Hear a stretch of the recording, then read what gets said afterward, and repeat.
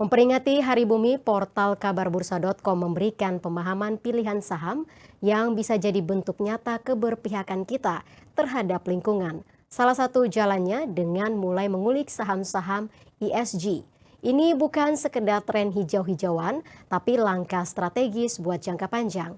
Lantas seperti apa ulasan kabarbursa.com? Langsung saja kita tanyakan pada asisten redaktur Muhammad Alpin Pulungan. Halo, selamat sore Alpin. Ya, halo, selamat sore Maria. Ya, Alvin apa kabar? Alhamdulillah baik.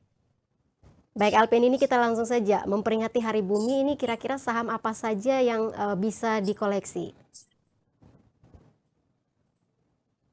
Ya oke Maria, makasih. Jadi pernah nggak sih kita merasa sering keasikan gitu ya ngurusin cuan, tapi lupa sama bumi yang kita pijak. Nah, ini mumpung momen Hari Bumi di 22 April ya, yang kita bareng-bareng peringati. Kayaknya pas banget gitu kalau kita ngebahas investasi yang nggak cuma kasih return, tapi juga berdampak baik pada lingkungan. Nah, di titik inilah kita kenalan sama saham-saham yang berbasis ESG gitu ya, Environmental, Social, and Governance. Nah, ESG ini eh, kayak standar tiga dimensi gitu, buat mengecek kesehatan dan tanggung jawab perusahaan bukan cuma dari sisi lingkungan, tapi juga dari cara mereka memperlakukan lingkungan, tenaga kerja, dan juga tata kelola internal. Jadi kalau sebuah perusahaan punya skor ESG yang bagus, besar kemungkinan mereka juga punya daya tahan tinggi terhadap risiko sosial dan iklim. Apalagi di tengah dunia yang sekarang ini makin kompleks gitu ya. Nah, Bursa Efek Indonesia sudah lama punya indeks yang bisa jadi patokan awal, namanya IDX ESG Leaders. Di sana ada deretan saham yang performa keuangannya itu kuat dan punya skor ESG yang tinggi. Data terbaru itu menunjukkan ada 10 emiten yang punya skor ESG paling oke, mulai dari PGEO, MPMX sampai BBRI ya, Bank BRI.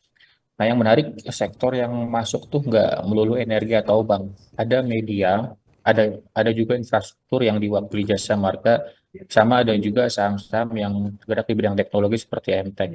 Nah, artinya kesadaran keberlanjutan itu makin nyebar ke banyak industri nih. Selama ini kan yang dituntut untuk pro terhadap lingkungan itu kan emiten-emiten pertambangan yang biasanya terasosiasi dengan industri energi. Tapi sekarang tak cuma itu, sudah banyak seperti emiten teknologi dan infrastruktur yang pro terhadap lingkungan. Nah, pertanyaannya, kenapa penting banget bahas ESG pas Hari Bumi ini? Ya, karena kesadaran ESG ini bukan cuma soal moral ya, tapi juga soal masa depan investasi masyarakat. Saham-saham dari perusahaan yang teledor soal isu lingkungan itu bisa kena boykot, tuntutan hukum, bahkan jadi bangkrut. Nah, sementara yang ESG-nya kuat itu cenderung defensif ketika ada krisis, entah itu krisis iklim, reputasi politik maupun krisis ekonomi. Jadi kalau hari ini sahabat kabar bursa lagi nyari saham buat jangka panjang, ESG ini bisa jadi filter tambahan yang masuk akal. Ini bukan cuma karena ikut-ikutan tren, tapi karena makin banyak investor, institusi di dunia ini yang udah ke arah sana gitu ya. Mereka ogah naruh uang di tempat yang bikin bumi makin panas, atau masyarakat seperti tenaga kerja perusahaan itu makin susah. Nah, oke, versi lengkap daftar saham ESG ini dengan skor tertinggi, penjelasan soal ITEX ESG Leaders, dan tips memilih sahamnya bisa kalian baca di kabarbursa.com. Baik Alvin, selain informasi tadi, apa pilihan headline kabarbursa.com untuk sepanjang hari ini? Beberapa headline yang paling banyak dilirik pembaca hari ini punya vibe yang beda sama berita tadi ya, tapi eh, beda konteks. Pertama itu soal perdagangan karbon dan langkah strategis pemerintah di Hari Bumi. Kedua itu persidangan panas Bukalapak vs Harmas yang makin pelik. Nah, soal yang karbon ini, Wakil Menteri Lingkungan Hidup Dias Hendro Priyono lagi getol yang mendorong integrasi standar internasional kayak gold standard dan Verra ke sistem registry nasional. Artinya proyek karbon di Indonesia bisa dapat pengakuan ganda nih, yakni lokal dan global. Ini penting banget buat naikin daya saing kredit karbon Indonesia di pasar dunia. Plus potensi ekonomi dari sektor biochar sampai POM juga mulai dilirik serius. Nah, di tengah transisi energi dan tekanan iklim, langkah ini bisa jadi fondasi kuat, Mara.